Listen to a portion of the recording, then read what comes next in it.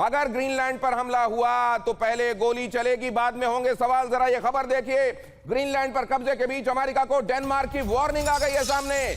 पहले मारेंगे फिर पूछेंगे क्यों किया ऐसा। डेनमार्क के सैनिकों को बिना आदेश के गोली चलाने का अधिकार। ग्रीनलैंड पर हमला हुआ तो फौरन मिलेगा जवाब, कह दिया गया है। डेनमार्क ने अपने ऑटोनॉमस क्षेत्र की रक्षा के लिए ये फैसला किया, ये दावा किया कि हमको ये अधिकार है कि हम पहले गोली मारेंगे और बाद में सवाल पूछेंगे कि ये इनसिक्योर क्यों कर रहे थे हमारे इलाके को।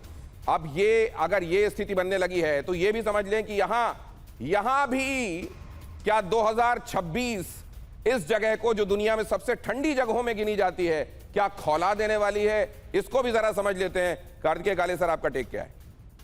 देखिए, ग्रीनलैंड इस समय यूएस की बहुत ज़रूरत है। रशिया के साथ सिचुएशन वैसे ही खराब हो रही है और द नेक्स्ट सबको पता है कि जो गोल्डन एरिया है वो आर्टिक है and everybody is aiming for the Arctic. और इस समय रशिया की एक तरह से आर्टिक में हेजेमनी है। जो नॉर्दर्न सी रूट से जितना भी ट्रैफिक जाता है वो सब रशिया के पास है।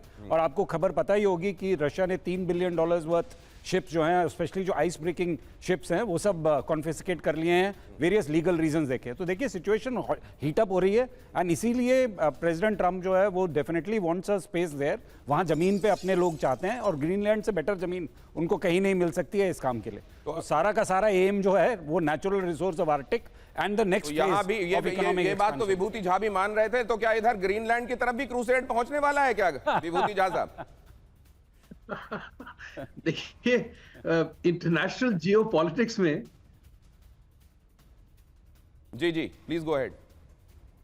फ्रीज हो गया सर, इंटरनेशनल जियोपॉलिटिक्स फ्रीज हो गई है। ट्रम्प के सामने इस समय सब कुछ फ्रोजन लग रहा है। अगली खबर देखिए जरा। पाकिस्तान अमेरिका के लिए भरोसेमंद नहीं, अमेरिका के लिए समस्याएं पैदा करता है पाकिस्तान। जावेद गफ्फारी, खबर ध्यान से सुनिएगा। मना होने के बावजूद रणनीतिक, ये नेटो के अतिरिक्त गैर जो रणनीतिक साझेदार है, महत्वपूर्ण होने के बावजूद, मतलब नेटो का साथी नहीं है लेकिन महत्वपूर्ण साझेदार है, उस मेंबर के होने के हैसियत के बावजूद इस पर भरोसा नहीं किया जाता। ये भरोसेमंद साझेदार नहीं है। अमेरिका से ज्यादा ईरान को प्राथमिकता दी गई है। अमेरिका को पाकिस्तान पर पुनर्विचार करने की सलाह दी गई है। न्यूयॉर्क से जारी ये रिपोर्ट है जो बता रही है पाकिस्तान भरोसे के काबिल नहीं। जावेद गफ्फारी, ये मत कहिएगा कोई नई बात बताओ। पाकिस्तान भरोसे के लिए बिल्कुल काबिल नहीं है, क्योंकि पाकिस्तान कभी भी अपनी ऊपर नई बात आने देगा। अमन और पाकिस्तान के ऊपर जब हमला किया जाएगा, कोई करेगा, वो भरोसा उसके ऊपर नहीं कर सकता, क्योंकि पाकिस्तान एक आजाद मुल्क है और वो अपने आजादी से। आपको लग रहा है कि अमेरिका और ट्रम्प पाकिस्तान पर भी हमला बोलने वाले हर वक्त बैठे हुए हैं। और बाकी एक बात और बताऊं, ईरान के हवाले से जस्ट इतना कहूंगा कि ट्रम्प कार्ड चलने वाला नहीं है। ईरान, आप खुद देखेंगे कि कुछ दिनों तक आपको बाकायदा तौर पर काम नहीं। जावेद गफ्फारी, आप ये तो नहीं कह रहे हैं कि ट्रम्प कार्ड ईरान में नहीं चलेगा? ट्रम्प कार्ड ईरान में नहीं चलेगा, वो सिर्फ मुनीर चलवाएंगे पाकिस्तान में, आप ये तो नहीं कह रहे हैं? मैं पाकिस्तान की बात करता हूं तो पाकिस्तान जो मौजूदा हुक्मरान है वो बैठे हुए हैं और वो बेहतर पॉलिसी बना रहे हैं। मैं ईरान की बात कर रहा हूं कि वहां पर ट्रम्प कार्ड नहीं चलेगा। बाकी रह गया, हम पर कोई एतमाद करता है तो जी बिस्मिल्लाह। और आपने देखा जिस तरह। सर एक बात बताइए जावेद गफ्फारी, वेनेजुएला से तेल चाहिए। ईरान भी तेल में बड़ा रिच है, इसलिए उस पर निगाहें हैं। आप लोग तो मतलब जब दुनिया भर में अमेरिका की निगाह लालच वाली जा रही है तो आप तो डब्बे में लेके जाते हैं। ये देखिए हमारे मिनरल, देखिए, ये देखिए, ये वाला पीस देखिए, आपको कैसा लगा? ये ठीक लग रहा है सर? हम पूरा दे देंगे आपको, बलूचिस्तान पूरा दे देंगे। तो दिखाते हैं, आपके पास तो कुछ है ही नहीं ना। नहीं सर, इस तरह से हमको अपनी जमीन गिरवी नहीं रखनी सर। सर हमको, हमारे पास कुछ नहीं है, हम टॉप 5 इकोनॉमी में है, हमारे पास कुछ नहीं है, हमको मंजूर है सर। हमारी पर कैपिटा इनकम को आपके यहाँ से कंपेयर कर लीजिएगा, हमको ये गुर्बत मंजूर है सर, हमको ये गुर्बत मंजूर है सर। लेकिन ये बताइए, अरे ये बताइए, बाकी जगहों पर तो जाकर वो उठा के ले आ रहा है जिसका मन कर रहा है।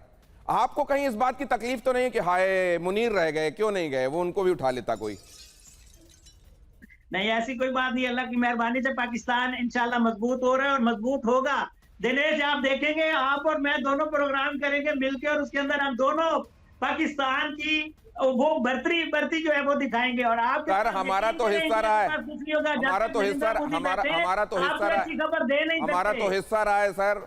हम तो हमेशा पूरी दुनिया के लिए बेहतरी चाहते हैं, लेकिन हम ये थोड़ा सा हम ये देख के हैरान है कि कैसा बरगलाया गया वहां के लोगों को टू नेशन थ्योरी के बाद कि देखिए अपने ही लोगों की जान के दुश्मन हो गए हैं, लेकिन मैं अभी ये विषयांतर हो जाएगा। अब जरा ये खबर देखिए, तुर्की ने पीस टॉक से खुद को अलग कर लिया है। जावेद गफ्फारी, आपके लिए महत्वपूर्ण खबर है। बातचीत प्रक्रिया में भाग नहीं लेने का फैसला।